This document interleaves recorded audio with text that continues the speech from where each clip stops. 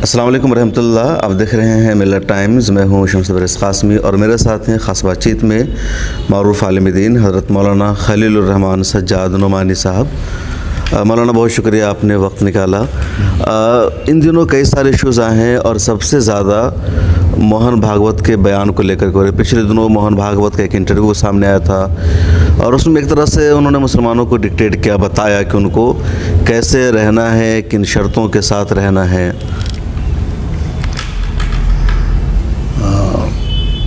میں سمجھتا ہوں کہ موہن بھاگوت صاحب نے محسوس کیا کہ وہ اسٹیج آ گیا ہے کہ جس کے لیے وہ 100 سال سے کوشش کر رہے تھے, اس کو اب صاف لفظوں میں کہہ دیں, کیونکہ اب انہیں کوئی ڈر نہیں ہے. سرکار انہی کی ہے, قانون انہی کا چلتا ہے, اور اس لیے کسی طرح کا تعجب مجھے بالکل نہیں ہوا ان کے اس اسٹیٹمنٹ سے. صرف یہ لگا کہ انہوں نے وہ باتیں جو تھوڑے بند لفظوں میں کہتے تھے وہ صاف لفظوں میں کہی ہیں, اور یہی چیزیں ہیں جو گرو گوروالکر سے چلی آ رہی ہیں, ساورکر سے چلی آ رہی ہیں, ہیڈگوارڈ سے چلی آ رہی ہیں. اب انہوں نے بہت ہی صاف لفظوں میں ڈکٹیٹ کیا ہے کہ اس طرح اب بیہیو کرنا ہوگا مسلمانوں کو اور دوسری مائنورٹیز کو, خاص طور پر مسلمانوں کو. تو یہ جو بیان ہے میں سمجھتا ہوں کہ یہ اگر انڈیا میں ایسے لوگ ہیں جو انڈیا کو سیکولر اور ڈیموکریٹک راستے پر چلنا انڈیا کے لیے بہتر سمجھتے ہیں, انہیں چاہیے کہ وہ ایک دوسرے کے ساتھ مل کر ایک مضبوط جواب اس کا دیں. اور مجھے لگتا ہے کہ یہ ان کو فائدہ کم اور نقصان زیادہ پہنچائے گا موہن بھاگوت کو اور RSS کو, کیونکہ اس کے آثار ظاہر ہونے لگے ہیں. کیونکہ اس کو بہرحال میں سمجھتا ہوں بھارت کا ضمیر برداشت کرنا مشکل ہے. ہو سکتا ہے کہ تھوڑا اور ظلم ہو, اس کے بعد وہ ضمیر اجتماعی طور پر جاگے, تو لانگ رن میں یہ بہت نقصان کرے گا. موہن بھاگوت کا ان دنوں ایک اور بیان سامنے آیا. انہوں نے کہا کہ جو ذات پات کا نظام ہے وہ پنڈتوں کا بنایا ہوا ہے, بھگوان نے نہیں بنایا. یہ بیان شاید پہلے بیان سے زیادہ اہم ہے. اس بیان میں وہ بہت آفینسو موڈ میں نظر آتے تھے, اس بیان میں وہ بہت ہی بیک فٹ پر ہیں اور ڈیفینسو. اور یہ اس بات کی ایک علامت ہے کہ جو خیال اس دیش میں صدیوں سے چل رہا ہے, جو عقیدہ, جو آستھا, جو وہ سب جانتے ہیں کہ وہ ایک دھرم وشیش سے جڑا ہوا ہے. وہ رام چرت مانس سے لے کر منو اسمرتی تک وہاں سے وہ سب جڑا ہوا ہے. وہ ایک مضبوط مذہبی عقیدہ ہے. کون لوگ ہیں جو برہما کے منہ سے پیدا ہوئے, ان کا اسٹیٹس سوسائٹی میں کیا ہے, کون لوگ ہیں جو برہما کے پیٹ سے پیدا ہوئے یا ہاتھوں سے پیدا ہوئے, ان کا کیا کام ہے سوسائٹی میں, پیٹ سے پیدا ہوئے, اور جو پیروں سے پیدا ہوئے وہ شودر ہیں. تو اب آپ سوچئے کہ یہ بات اب ڈھکی چھپی نہیں رہی کہ یہ ایک مضبوط مذہبی عقیدہ ہے, اور مذہبی عقیدہ ہے جو ایک دھرم گرنتھوں سے آیا ہے.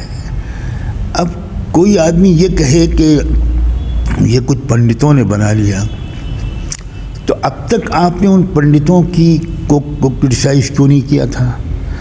اب تک آپ نے اتنی خطرناک بات چلانے والے جو آپ کے نزدیک دھرم کے بالکل خلاف ہے, تو اس پنڈتوں کے خلاف تحریک کیوں نہیں چلائی؟ اس آستھا کے خلاف ایک مضبوط موومنٹ آپ کو چلانی چاہیے. اب جب کہ آپ ایک طرح سے ڈیفینسو پوزیشن میں آئے ہیں، کیونکہ کچھ لوگوں نے ہمت کی ہے، اور میں یہاں پر سماجوادی پارٹی کے جو لیڈر ہیں یو پی میں، سوامی پرساد موریہ، میں ان کو داد دیتا ہوں، اور میں سمجھتا ہوں کہ انہوں نے بہت ہمت سے کام لیا ہے، کیونکہ شاید وہ بھی تنگ آ گئے ہیں اس رویے سے، تو اب ان کو وہ اس پر جمے رہیں۔ اور میں یہاں پر اکھلیش کو بھی مبارکباد دیتا ہوں، اکھلیش نے کہ جس نے یہ کہا کہ اب فخر سے کہو کہ ہم شودر ہیں۔ تو یہ جو اب لڑائی ہے، مجھے یہ لڑائی کا لفظ استعمال نہیں کرنا چاہیے، لیکن میں مجبور ہوں کہ یہ لڑائی ہی کا لفظ شاید اس کے لیے مناسب ہے، جو صدیوں سے دبائی جا رہی تھی۔ اب اس لڑائی کو فیصلہ کن اسٹیج میں آ جانا چاہیے۔ آپ کا تو رابطہ رہا ہے، مستقل آپ کام کرتے ہیں، آپ کو لگتا ہے کہ جو دلتوں پر پچھلے 5000 سال یا بلکہ اس سے بھی زیادہ کی تاریخ ظلم ہوا ہے، اتیاچار ہوا ہے، تو ان کے اندر اب کچھ بیداری آ رہی ہے، شعور آیا، ان کو سمجھ میں آ رہا ہے کہ کیوں اور کس وجہ سے ان کو غلام بنایا گیا؟ دیکھیے، کوئی قوم اگر غلام بنا دی جاتی ہے تو غلامی کا اثر قوم کی اکنامک حالات پر، قوم کے پولیٹیکل حالت پر جو پڑتا ہے وہ تو سب جانتے ہیں، لیکن قوم کی جو مانسکتا ہوتی ہے، جو مائنڈ سیٹ ہو جاتا ہے، جو سائیکی ہوتی ہے، قوم کی نفسیات ٹوٹ جاتی ہے، قوم بالکل غلامی کی نفسیات میں مبتلا ہو جاتی ہے۔ میں تو یہاں تک کہنے کو تیار ہوں کہ 70-75 سال ہوئے مسلمانوں کو غلام بنے جی اس ملک میں۔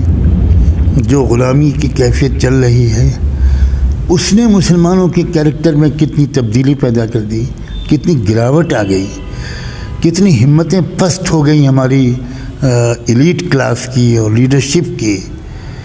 تو ہم سمجھ سکتے ہیں کہ ہزاروں سال سے اگر کوئی قوم غلام ہے تو اس کی کیا کیفیت ہوئی ہوگی۔ تو مسلسل انتھک کوشش ہو رہی ہے اس قوم کو اوپر لانے کی، وہ چاہے پیریار ہوں، چاہے جیوتی با پھولے ہوں، چاہے ڈاکٹر امبیڈکر ہوں، چاہے بعد میں کاشی رام ہوں، یا اس وقت کے کچھ اور لیڈران، وہ کوشش کرتے ہیں، کسی حد تک کامیاب ہوتے ہیں، لیکن پھر اس کے بعد وہ بیٹھ جاتے ہیں۔ مجھے لگتا ہے کہ اسی لیے دیر لگ رہی ہے، لیکن اب کوئی گنجائش نہیں ہے، اب کوئی گنجائش نہیں ہے۔ اس قوم کو اٹھ جانا چاہیے، وہ تمام لوگ جو اس قوم میں کام کر رہے ہیں، اس کے جتنے بھی لیڈرز پہلے گزرے وہ تو گزر گئے، جو اب ہیں، جو ریجنل لیول پر یا نیشنل لیول پر کچھ ایسی تحریکیں چلا رہے ہیں، میں ان کو یہ گزارش ان سے کرتا ہوں کہ وہ اب خدا کے لیے ایک مقصد کے لیے اکٹھا ہو جائیں۔ اکٹھا ہوئے بغیر یہ لڑائی کامیابی کے ساتھ نہیں لڑی جا سکتی۔ الگ الگ لڑ رہے ہیں، سب اپنے اپنے سنگٹھن الگ بنائے ہوئے ہیں، بالکل صحیح ہے کہ اپنے اپنے سنگٹھن الگ بنائے رکھیے، لیکن کامن منیمم پروگرام کے تحت کبھی کبھی اکٹھا بھی ہو جائیے، اور ایک اکٹھا ہو کر اس آندولن کو چلائیے۔ مائنورٹیز اس میں شامل ہوں، او بی سیز شامل ہوں۔ اب یہ بات کہ ایک اکھلیش او بی سی سے تعلق رکھنے والے ایک لیڈر اور ایک بڑے لیڈر کا بیٹا وہ کھل کر یہ کہہ رہا ہے کہ میں شودر ہوں، تو اب یہ او بی سیز کو بھی خاص طور پر میں اپیل کرتا ہوں۔ او بی سیز کی آبادی 52 یا 54 یا 56% بتائی جاتی ہے جی، اور بہت دنوں سے او بی سیز جو ہیں وہ آر ایس ایس اور ان طاقتوں کی بیک بون بنے ہوئے ہیں۔ میں سمجھتا ہوں اس ملک کے مستقبل کا فیصلہ او بی سیز کے ہاتھ میں ہے، انہیں آگے بڑھ کر اس آواز کو بلند کرنا چاہیے کہ یہ بات جو رام چرت مانس میں یا کہیں اور لکھی ہوئی ہے، اسے کسی قیمت پر ہم قبول نہیں کرتے۔ اور ایمانداری کی بات تو یہ ہے کہ ان کو نئے سرے سے سوچنا چاہیے کہ اگر وہ چپکے رہیں گے اسی سماج کے ساتھ تو کیا وہ اس ذلت سے نکل پائیں گے۔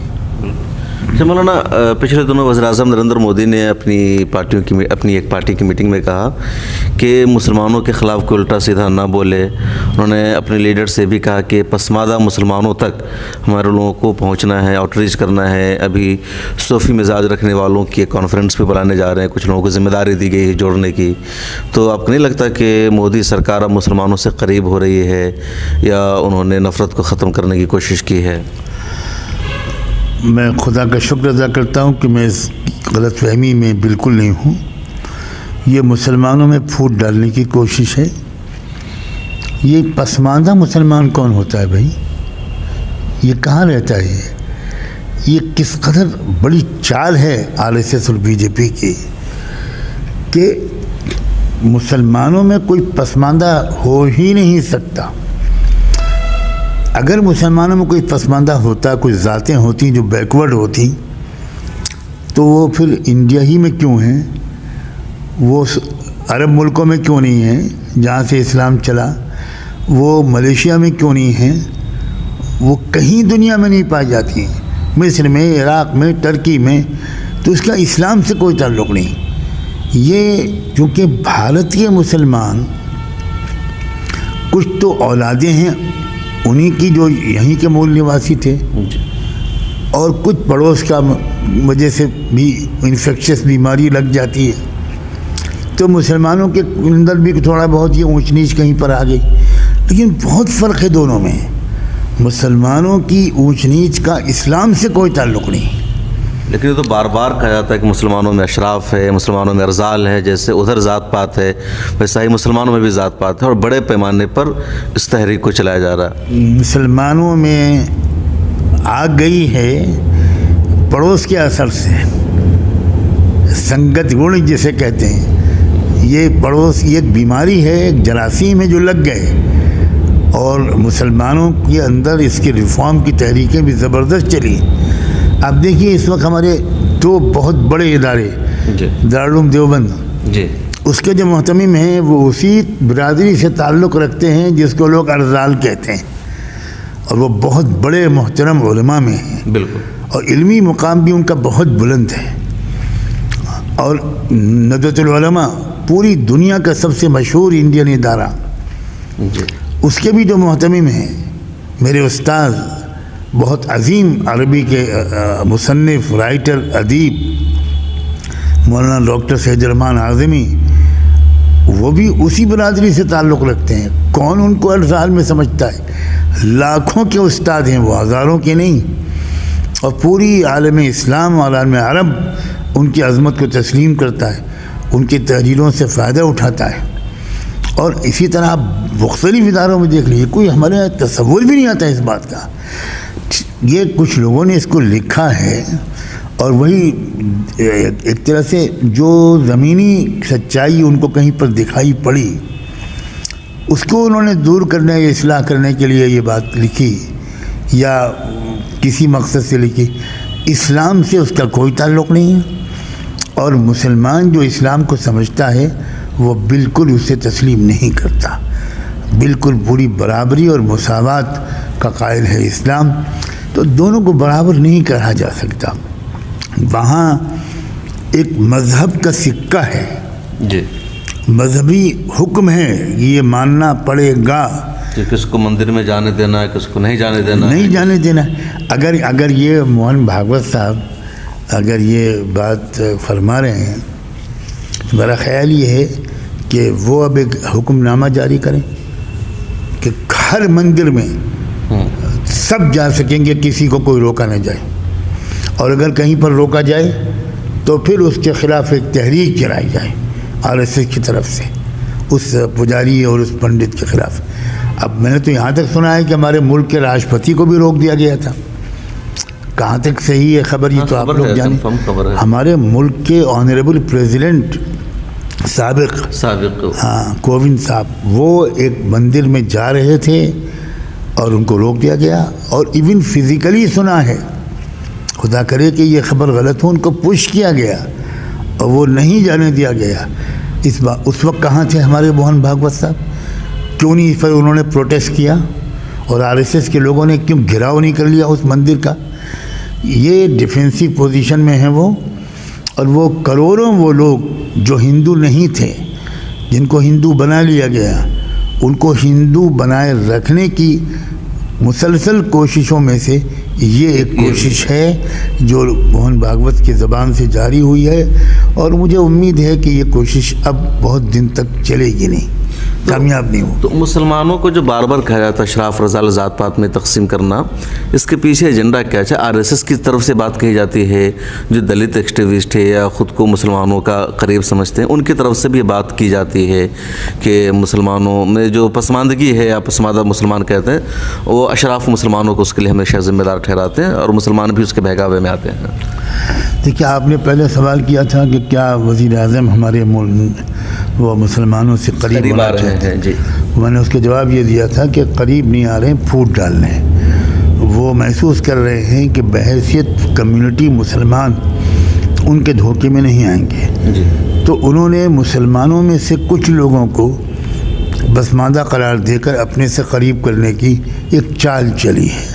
میں ان تمام لوگوں سے میں گزارش کرتا ہوں جن کو لوگ پسماندہ کہتے ہیں، اور پسماندہ مسلمانوں کا ایک بڑا اجلاس بھی سنا ہے کچھ دن پہلے ہوا، جی، تو میں ان حضرات سے گزارش کرتا ہوں، خدا کے لیے آپ مسلمان ہیں، آپ خیال تو کیجئے اس بات کا کہ آپ رحمت دو عالم صلی اللہ علیہ وآلہ وسلم کے امتی ہیں۔ آپ خدا کے لیے ان کی طرف دیکھیے کہ ان کی منشا کیا ہے۔ کلمے کی بنیاد پر ایک امت واحدہ بنیے۔ اگر کسی نے آپ کے ساتھ زیادتی کی ہے تو اس کا بدلہ اس طرح لینا کہ بدترین جو دشمن ہیں امت کے، آپ ان کی سائیڈ لینے لگیں اور ان کے ساتھ کھڑے ہو جائیں، اور ان کے ناپاک ارادوں کو آپ کامیاب کریں، جانے یا انجانے میں، یہ نہ کریے۔ اپنی شکایتیں آپ رکھیے مسلم لیڈرشپ کے سامنے، اور ان کو اپنے رویے کی تبدیلی پر مجبور کیجیے۔ آپ کی آبادی بھی بہت بڑی ہے، آپ کی صلاحیتیں بہت بڑی ہیں، بہت سی انڈسٹریاں آپ ہی کے بل پر چل رہی ہیں، تو یہ اس چکر میں نہ پڑیے۔ یہ غلط فہمی تو کسی کو نہیں ہونی چاہیے کہ حکومت مسلمانوں کو خوش کرنا چاہتی ہے، لیکن میرا ایک خیال ضرور ہے کہ ان کا جو شاید خبریں ایجنسی سے مل رہی ہیں کہ ان کو پہلے جن ووٹرز نے ووٹ دیا تھا اب اس میں کمی آ رہی ہے، اور اس کمی کو پورا کرنا چاہ رہے ہیں وہ ان بھولے بھالے مسلمانوں کے ذریعے۔ وہ ایسا مجھے محسوس ہوتا ہے کہ یہ ان کو ایک اندیشہ ہے۔ تو جو لوگ ملک کی ترقی چاہتے ہیں، یہ ان کے لیے اچھی خبر ہے کہ انہوں نے یہ محسوس کیا ہے کہ مہنگائی، بے روزگاری اور سب کچھ ایک دو تاجروں کے جھولے میں ڈال دینا، سبھی کچھ۔ میں تو حیران ہوں، لوک سبھا میں جو ایک تقریر اپوزیشن لیڈر نے کی ہے، تو اتنا تو مجھے بھی اندازہ نہیں تھا، میں تو خیر ہوں بھی نہیں اس دنیا کا آدمی، کہ بھائی اب کچھ بچا ہے کہیں باہر، ایک آدھ انڈا کہیں باہر ہے، یا سارے انڈے ایک ہی باسکٹ میں ڈال دیے گئے اڈانی صاحب کے۔ تو ان مسائل پر توجہ دیجیے اور کسی گمراہی یا غلط فہمی نہ پڑیے۔ یہ آپ کو آپ کے ذریعے سے کچھ ووٹ حاصل شاید کر لیں، لیکن پھر جو آپ کو دھوکہ دیں گے تو پھر آپ کہیں کے نہ رہیں گے، ایسا مت کیجیے۔ ساتھ ہی میں اپوزیشن لیڈر سے بھی کہنا چاہتا ہوں، وہ چاہے کانگریس ہو، چاہے سماج وادی پارٹی ہو، چاہے کوئی پارٹی ہو، میں ان سے بھی کہنا چاہتا ہوں کہ آپ مسلمانوں سے آؤٹ ریچ جو آپ نے بند کر دی ہے ڈر کے بارے، یہ اب پھر اس کا بھی نقصان آپ ہی کو پہنچے گا۔ آپ مسلمانوں سے کھل کر آؤٹ ریچ کیجیے، ان سے بات چیت کیجیے، اور وہاں ان ٹاپکس پر بھی بات کیجیے کہ کون پسماندہ مسلمان، ہم تو جانتے ہی نہیں کہ مسلمانوں میں کوئی پسماندہ بھی ہوتا ہے۔ تو آپ اپوزیشن والے جو ویکیوم چھوڑ رہے ہیں اس کا فائدہ ظاہر ہے کہ چالاک لیڈرشپ اٹھائے گی۔ اپوزیشن کی بات آپ نے کی، یا نصیحت بھی آپ نے کی ہے اپوزیشن کو۔ 2024 بہت نزدیک ہے، 2024 میں لوک سبھا کو چناؤ ہونا ہے، اور 19 کے مقابلے میں اس کو زیادہ اہم چناؤ مانا جا رہا ہے، لیکن آپ کو لگ رہا ہے کہ اپوزیشن میں کوئی یونٹی ہے، یا جس طرح بی جے پی ہے اس کے مقابلے میں اپوزیشن کہاں ہے، کس طرح کی تیاری ہو رہی ہے؟ دیکھیے یہ بھی ایک ٹریجڈی ہے ہمارے ملک میں کہ اپوزیشن آئیڈیالوجی کے لیے لڑائی نہیں لڑتا، جی صرف پاور کے لیے لڑائی لڑتا، ورنہ آئیڈیالوجی کے مقابلے میں اگر اپوزیشن سیکولر ڈیموکریٹک پولیٹکس کے لیے اکٹھا ہو جائے جی تو دونوں فائدے ہوں گے. ان کی آئیڈیالوجی بھارت پر رول کرے گی اور انہی کو سत्ता ملے گی، لیکن وہ اتنا غلط فیصلہ کر رہے ہیں پولیٹیکلی، نظریاتی طور پر تو غلط ہے ہی، لیکن خود ان کی اپنی سیاست کے لیے یہ بہت غلط ہے کہ وہ آئیڈیالوجی کی بنیاد پر آگے نہیں بڑھتے. اس لیے میں بہرحال راہل گاندھی کو مبارکباد دیتا ہوں. بھارت جوڑو یاترا جو بھارت جوڑو یاترا اس نے نکالی ہے اور جتنی مستقل مزاجی کے ساتھ اس نے اس آئیڈیالوجی پر بات کی ہے، جتنے سخت لفظوں میں اس نے، صاف لفظوں میں، اگر میں سخت نہ بھی کہوں تو RSS پر جو تنقید کی ہے اور بھارت، وہ بہرحال ایک اچھا فاؤنڈیشن ہے. دوسری اپوزیشن پارٹیز نے اس یاترا میں ساتھ نہیں دیا، وہ تو شاید اسی لیے نہیں دیا کہ وہ سمجھتی ہیں کہ ہماری فیلڈ، لیکن ساتھ آ بھی نہیں رہے. انہوں نے کشمیر میں سبھی پارٹیوں کو بلایا، آنے سے منع کر دیا سب نے. ابھی اڈانی کا معاملہ چل رہا ہے، راہل گاندھی اکیلے اس پر بول رہے ہیں. پارلیمنٹ میں بھی آپ نے ان کی تقریر کا حوالہ بھی دیا، اور جو دوسرے ممبر آف پارلیمنٹ ہے دوسری پارٹیوں کے، وہ لوگ ساتھ نہیں دے رہے ہیں. میں اسی پر تو شکایت کر رہا ہوں کہ یہ بہت کم سمجھی کی بھی دلیل ہے. یعنی کمٹمنٹ تو ہے ہی نہیں ان کے پاس آئیڈیالوجی کے لیے، لیکن ان کی پولیٹیکل ناسمجھی کی بھی دلیل ہے. وہ ڈر رہے ہیں، حالانکہ الٹی بات ہے. وہ اگر اس مشن میں اکٹھا ہو جائیں تو اپنے اپنے اسٹیٹس میں ان کو بہت طاقت ملے گی، بہت طاقت ملے گی. میں اس پر بہت ناپسندگی کا اظہار کرتا ہوں.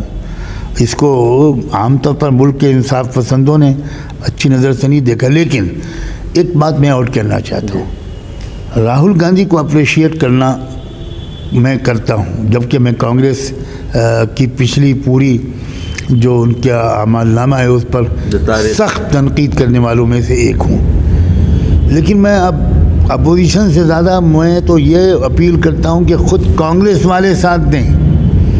خود کانگریسی لیڈرشپ اور ورکرز پورے جوش و خروش کے ساتھ اس بھارت جوڑو کا جو مشن اس کے پیچھے تھا، جو کم سے کم نعرے لگے، جو آوازیں لگی، اس کو مضبوطی سے پکڑ لے تو کانگریس پھر ایک مرتبہ مضبوط ہو جائے گی. خود کانگریس والے، مجھے لگتا ہے کہ ان میں بھی ایک طبقہ ہوگا جو اس کو پسند نہیں کر رہا ہوگا، جنہوں نے اس ملک کو یہاں تک پہنچایا ہے. تو کانگریس والے بھی خدا کرے کہ اس کو ایک رائٹنگ آن دا وال پڑھیں کہ ملک کے عوام نے راہل گاندھی کی اس بات کو پسند کیا ہے، اس میں کوئی شک نہیں ہے.